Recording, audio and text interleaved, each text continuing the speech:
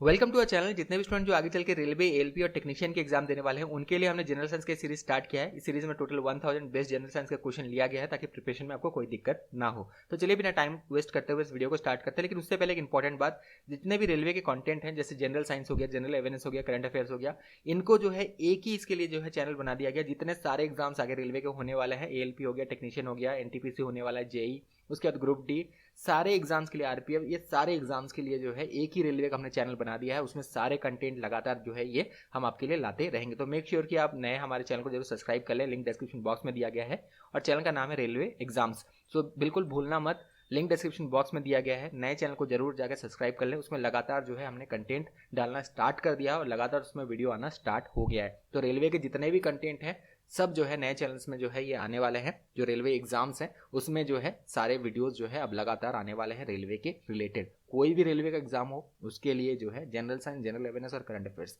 लगातार वीडियो आते रहेंगे। मेक श्योर कि आप चैनल को जरूर सब्सक्राइब कर लें। तो चलिए अब बिना टाइम वेस्ट करते हुए फाइनली जो है इस वीडियो को स्टार्ट करते हैं। जिनको भी नया चैनल सब्सक्राइब करना है लिंक डिस्क्रिप्शन बॉक्स में दिया गया है, वहां जाके सब्सक्राइब कर सकते हैं। Slope of velocity time graph gives. तो वेलोसिटी टाइम ग्राफ अगर हम देखें तो ग्राफ से भी क्वेश्चन बनते हैं बिल्कुल रेलवे में। वेलोसिटी टाइम ग्राफ का जो स्लोप हमें देता है, ये जो स्लोप है ये बेसिकली हमें एक्सीलरेशन देता है। तो इसका सही जवाब है, ये है option number 3, acceleration. If the mass of a body is doubled and its velocity becomes half, then the linear momentum of the body will be। तो यहाँ पे लीनियर मोमेंटम का फॉर्मूला अगर आपको पता है ना, ये आराम से आप निकाल सकते हैं। तो linear momentum equals to mass into velocity होता है। तो यहाँ पे क्या कहा गया है, हम यहाँ पे क्या करते हैं, मास को अगर डबल कर देते हैं और वेलोसिटी को हाफ कर देते हैं तो यहाँ पे लीनियर मोमेंटम क्या होगा। तो 2 से 2 यहाँ पे काट देंगे तो वही एम ही होगा। तो लीनियर मोमेंटम यहाँ पे चेंज नहीं होगा, वही रिमेन सेम रहेगा। So option number 1 is correct. ठीक है, अगर हम मास को डबल भी कर देते हैं, वेलोसिटी को हाफ कर देते हैं तो भी जो है लीनियर मोमेंटम सेम रहेगा। ये फॉर्मूला याद रखना, linear momentum equals to mass into volume. Numericals भी आगे इससे आपको देखने एग्जाम में मिल सकता है। जितने भी इंपॉर्टेंट फॉर्मूलाज हैं उनको जरूर ध्यान रखना। An athlete does not come to rest immediately after crossing the winning line due to. तो ये किस लिए होता है, इनर्शिया ऑफ मोशन की वजह से होता है। बार बार ये रिपीट किया जा रहा है, ध्यान रखना कि क्लास 9 और क्लास 10 का जो एनसीईआरटी का बुक है उनको अच्छे से पढ़ें। डायरेक्टली डेफिनेशन से वहाँ से क्वेश्चन बनते हैं। तो ये क्वेश्चन जो है डायरेक्टली यहीं से जो है लिया गया है। तो इनर्शिया ऑफ मोशन क्या होता है, an object do not stop all of sudden rather than it continues to move over some distance. तो ये जो है इनर्शिया ऑफ मोशन है। कौन सा लॉ है, ये न्यूटन्स का फर्स्ट लॉ है, सेकंड लॉ है या थर्ड लॉ है, ये आपको कमेंट बॉक्स में बताना है। ये आपका होमवर्क है। चलिए आगे बढ़ते हैं। The value of acceleration due to gravity. तो एक्सीलरेशन ड्यू टू ग्रेविटी जो है ये सबसे ज्यादा कहाँ पे होगा, सबसे कम कहाँ पे होगा। सबसे पहले हम यहाँ पे जो एक्सीलरेशन ड्यू टू ग्रेविटी का जो है ये फॉर्मूला यहाँ पे नोट डाउन कर लेते हैं ताकि आपको समझ में आ जाए। तो एक्सीलरेशन ड्यू टू ग्रेविटी जो होता है ये होता है capital G M by R square. तो इक्वेटर में सबसे ज्यादा रेडियस होगा, तो यहाँ पे जो है एक्सीलरेशन ड्यू टू ग्रेविटी जो है ये सबसे कम होगा। इस फॉर्मूला से बिल्कुल आप आइडेंटिफाई कर सकते हैं। अगर आर का वैल्यू हम यहाँ पे बढ़ा रखते हैं तो यहाँ पे acceleration due to gravity G का वैल्यू जो है ये ऑब्वियसली जो है छोटा आएगा। लेकिन आर का वैल्यू अगर हम यहाँ पे छोटा रखेंगे, जैसे पोल में रेडियस सबसे कम होगा तो यहाँ पे जो है जी का वैल्यू ज्यादा आएगा। तो एक्सीलरेशन ड्यू टू ग्रेविटी ये याद रखना, it is least on equator and highest अगर हम देखें ये कहाँ पे आपको देखने मिलेगा, पोल्स में देखने मिलेगा। Law of gravitation gives the gravitation force between. तो ये भी डेफिनेशन है। तो लॉ ऑफ ग्रेविटेशन जो है it basically gives the gravitation force between any two bodies having same masses. तो any two bodies having same masses जो है, तो इसमें जो है इसमें अगर हम लॉ ऑफ ग्रेविटेशन को डिफाइन करें तो ग्रेविटेशन फोर्स इन दोनों के बीच में दिया जा सकता है। अगर दो बॉडीज के बीच कुछ जो है सम मासेस है, सेम नहीं रियली सॉरी सम मासेस, अगर दो बॉडी कुछ जो है मासेस होल्ड कर रहे हैं तो इनके बीच जो है कुछ ना कुछ जो है ये ग्रेविटेशनल फोर्स होगा। लॉ ऑफ ग्रेविटेशन इसमें काम कर सकता है। तो इसका सही जवाब है यह option number 3, any two bodies. थोड़ा सा यहाँ पे फास्ट चल रहा है, कोशिश किया जाएगा कि कम से कम टाइम में ज़्यादा से ज़्यादा क्वेश्चन हम कवर अप करें। और बेस्ट ऑफ बेस्ट क्वेश्चन अगर आपको देखना है तो हमारा जो नया चैनल है उसको जरूर सब्सक्राइब करें।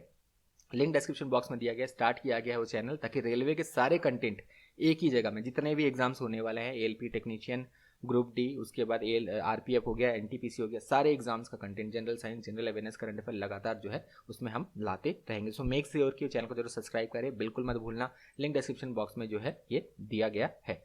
When a body falls freely towards the earth, then its total energy। तो यहाँ पे टोटल एनर्जी पूछा गया, याद रखना sum of potential energy plus kinetic energy जो होता है ये टोटल एनर्जी हम इसे कह सकते हैं। और टोटल एनर्जी जो है ये ऑलवेज जो है ये कांस्टेंट रहता है, रिमेन कांस्टेंट। तो याद रखना sum of potential energy plus kinetic energy it basically remain constant. तो बॉडी अगर फ्रीली फॉल हो रहा है, ठीक है, towards the earth, then its total energy will be constant.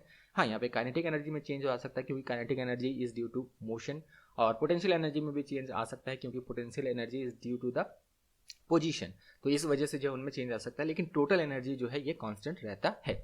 Note is sound of, तो नोट जो है it is a sound of mixture of several frequency. इस तरह टोन याद रखना, TONE। Sound of single frequency को टोन कहते हैं and sound of mixture of several frequency को नोट कहते हैं। ये क्वेश्चन ऑलरेडी बन चुका है एग्जाम्स में, तो जितने भी यहाँ पे क्वेश्चन आपको पढ़ाए जा रहे हैं ये सारे क्वेश्चन रेलवे के पेपर्स को एनालिसिस करने के बाद ही बनाया गया है। ऑलवेज हम कोशिश करते हैं कि आपको बेस्ट ऑफ बेस्ट दिया जाए।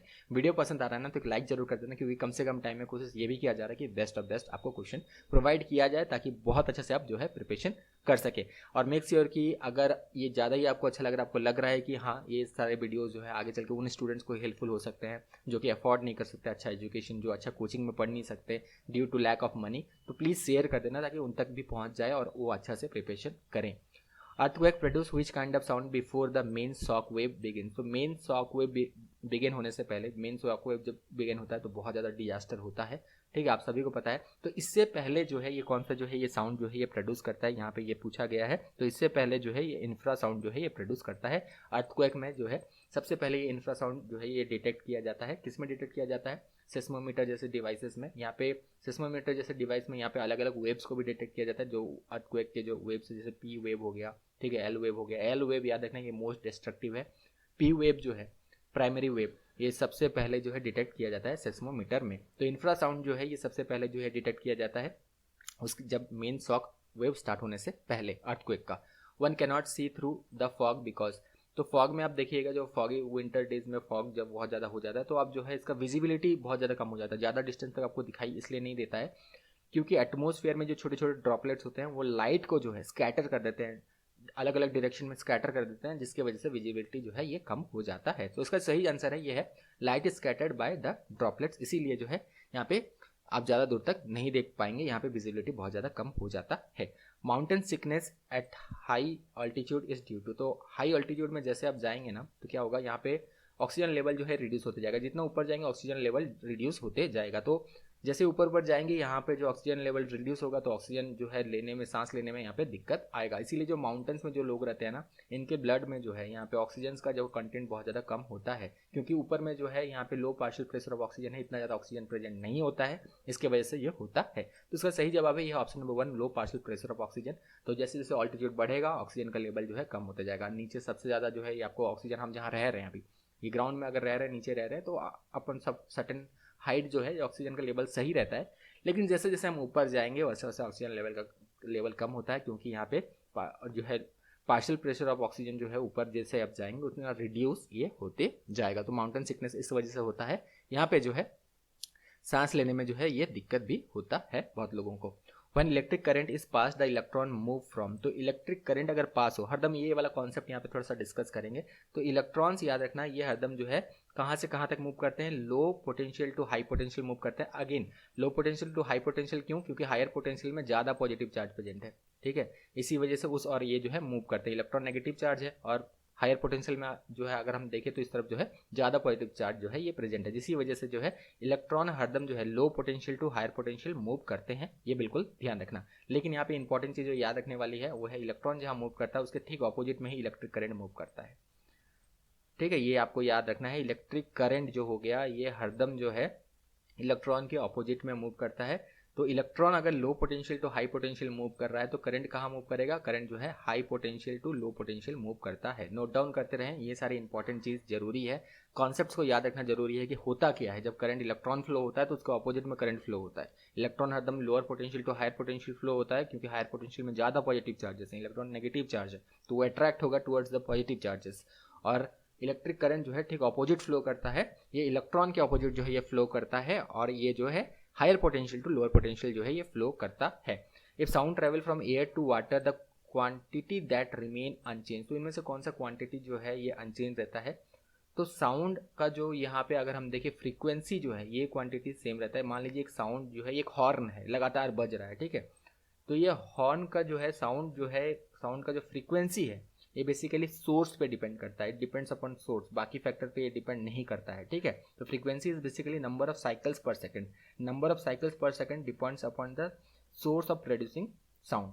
तो सोर्स पे डिपेंड करता है, दूसरा किसी पे डिपेंड नहीं करता है। ऑब्वियसली अगर हम दूसरा चीज़ देखेंगे जैसे साउंड साउंड वेव जो है ये जो है अगर रेयर मीडियम से डेंसर मीडियम जा रहा है, ठीक है, जैसे एयर से वाटर में जा रहा है, तो साउंड वेव का जो है यहाँ पे कहीं ना कहीं स्पीड जो है ये घटेगा। साउंड वेव का हम कह रहे हैं, यहाँ पे साउंड का स्पीड अलग हो जाएगा, साउंड का स्पीड में भी कोई चेंजेस आएगा, लेकिन साउंड वेव जो है इसका जो है स्पीड कहीं ना कहीं यहाँ पे डिक्रीज होगा, इसका जो है यहाँ पे वेलोसिटी कहीं ना कहीं डिक्रीज होगा साउंड वेव का। तो साउंड वेव अगर चेंज हो रहा है तो यहाँ पे स्पीड ऑफ द वेव जो है, स्पीड ऑफ द वेव हम कैसे लिखते हैं, जैसे डोनेट करते हैं equal to lambda by lambda into frequency, तो इस तरह जो है ये हम लिखते हैं। तो कहीं ना कहीं जो है ये स्पीड ऑफ द जो है साउंड में भी ये कहीं ना कहीं जो है ये कमी जरूर आ सकता है।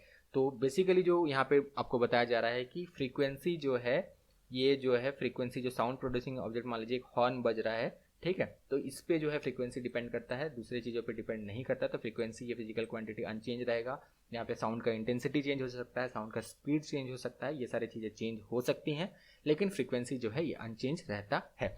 Magnetic effect of current was discovered by, तो मैग्नेटिक इफेक्ट ऑफ करंट जो है ये ऑस्टर के द्वारा जो है ये डिस्कवर किया गया था। स्टेड और जो भी है यहाँ पे प्रोनाउंसिएशन थोड़ा सा ये ध्यान रखना, नोट डाउन जरूर कर लेना। और स्टेट जो है इनके द्वारा मैग्नेटिक इफेक्ट ऑफ करंट जो है इनके द्वारा जो है डिस्कवर्ड किया गया था।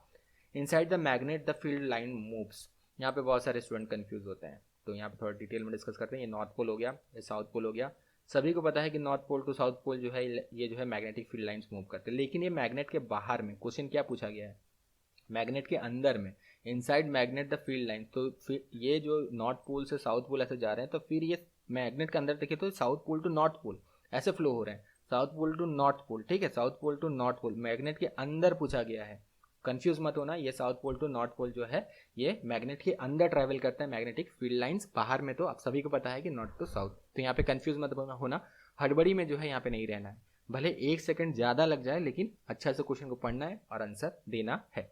Water stored in earthen pots become cooler in summer because, water अगर हम देखें जो अर्दन पॉट्स होते हैं, मिट्टी के जो घड़े होते हैं, उसमें अगर गर्मी के दिन में अगर हम वाटर रखें तो यहाँ पे क्या होता है, वो अंदर का जो पानी है वो ठंडा हो जाता है, ठंडा हो जाता है। क्यों होता है, क्यों, इसलिए होता है क्योंकि जो मिट्टी का जो घड़ा है, मान लीजिए ये जो बनाया गया है मिट्टी घड़ा, यहाँ पे इमेज इतना अच्छा हम यहाँ पे बनाया नहीं गया है हमारे द्वारा, लेकिन फिर भी बस समझने के लिए है।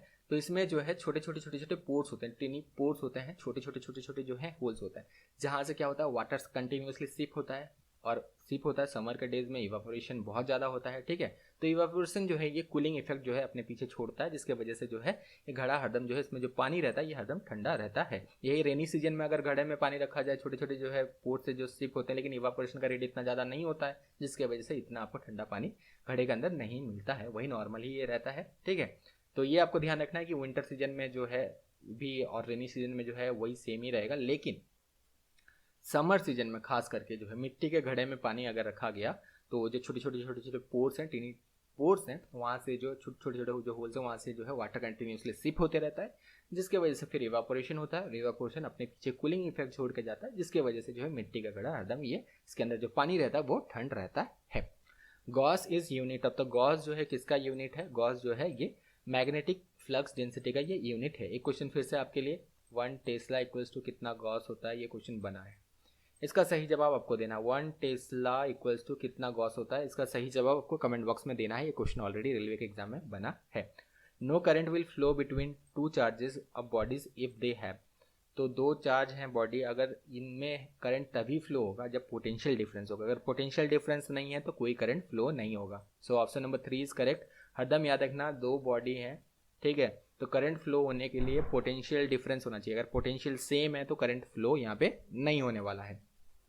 Right hand thumb rule was given by, right hand thumb rule थोड़ा सा यहाँ पे डिस्कस करते हैं। राइट हैंड थंब रूल इसको निकालते कैसे वो भी थोड़ा सा डिस्कस कर लेते हैं, इससे आगे इससे रिलेटेड न्यूमेरिकल्स भी पूछा जा सकता है, कॉन्सेप्ट भी पूछा जा सकता है, ठीक है।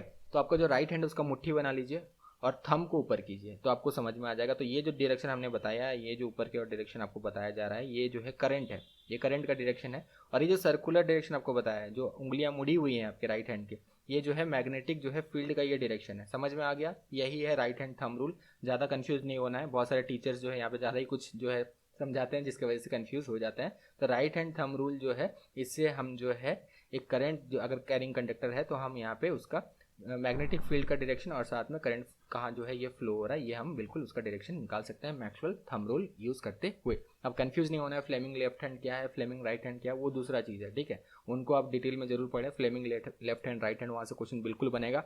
हालांकि जिन्होंने क्लास 12 तक जो है पढ़ रखा है साइंस, उनको फ्लेमिंग लेफ्ट राइट याद रखने की जरूरत नहीं है, क्योंकि वेक्टर से आप भी निकाल सकते हैं, ठीक है। वेक्टर से ज़्यादा आसान होता है, Fleming left hand right hand में आपको सारी चीज़ें याद रखना पड़ता है, वेक्टर वाले चीज़ों से आप आराम से निकाल सकते हैं।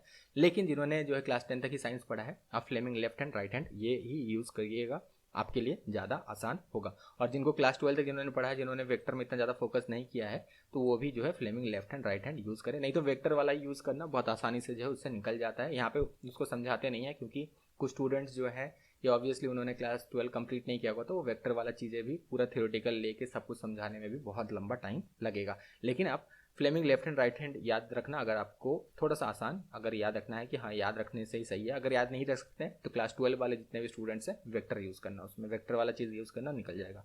आगे बढ़ते हैं। The magnetic field is strongest at, तो मैग्नेटिक फील्ड जो है सबसे ज़्यादा स्ट्रॉन्गेस्ट कहाँ पे होता है, ये स्ट्रॉन्गेस्ट जो होता है ये पोल्स में स्ट्रॉन्ग जो है ये सबसे ज़्यादा होता है। तो ये पोल है, नॉर्थ पोल साउथ पोल, यहाँ पे क्यों स्ट्रांग होता है, तो यहाँ पे जो है हम जानते हैं north pole to south pole flow होता है, तो मैग्नेटिक फील्ड जो लाइंस होते हैं ना ये सबसे ज़्यादा क्लोज होते हैं पोल्स में, सबसे ज़्यादा ये क्लोज होते हैं पोल्स में, ठीक है।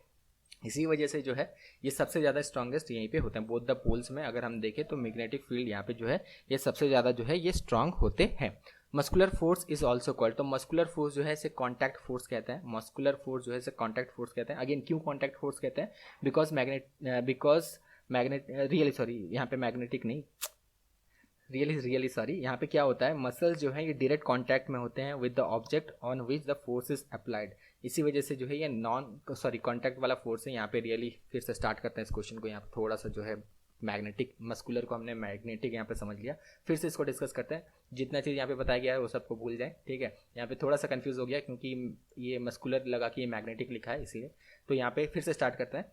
Muscular force is also known as, तो इसे जो है कॉन्टैक्ट फोर्स कहते हैं। अब कॉन्टैक्ट फोर्स क्यों कहते हैं, ठीक है, अलग ही नाम है, just because muscles are in direct contact with the object on which the force is applied while applying the force, ठीक है। तो मान लीजिए आप एक दीवार को जो है ये पुश कर रहे हैं अपने हाथों से, तो मसल्स जो है डायरेक्ट कॉन्टैक्ट है विद द ऑब्जेक्ट, तब ये थोड़ा जो है डिस्प्लेस हो रहा है, तो यहाँ पे डायरेक्ट कॉन्टैक्ट में जो है आपके मसल्स हैं विद द ऑब्जेक्ट, जिसकी वजह से हम इसे कॉन्टैक्ट जो है फोर्स कहते हैं। अब नॉन कॉन्टैक्ट फोर्स क्या होता है ये भी एक एग्जांपल बता देते हैं। मान लीजिए एक मेटल का यहाँ पे रॉड पड़ा हुआ है, इसके सामने एक जो है मैग्नेट ले जाते हैं, तो ये अपने और इसे खींचता है, ठीक है, अपने और खींचता है, तो ये नॉन कॉन्टैक्ट है, बिना कॉन्टैक्ट में आए हुए अपने और जो है ये इसे खींचता है, ठीक है, अट्रैक्शन फोर्स लगाता है अपने और खींचता है ये मेटल को, ये जो है मैग्नेट जो है इसके और खींचता है, तो नॉन कॉन्टैक्ट फोर्स का एक एग्जांपल हो गया। तो कॉन्टैक्ट नॉन कॉन्टैक्ट आपने अब समझ लिया होगा।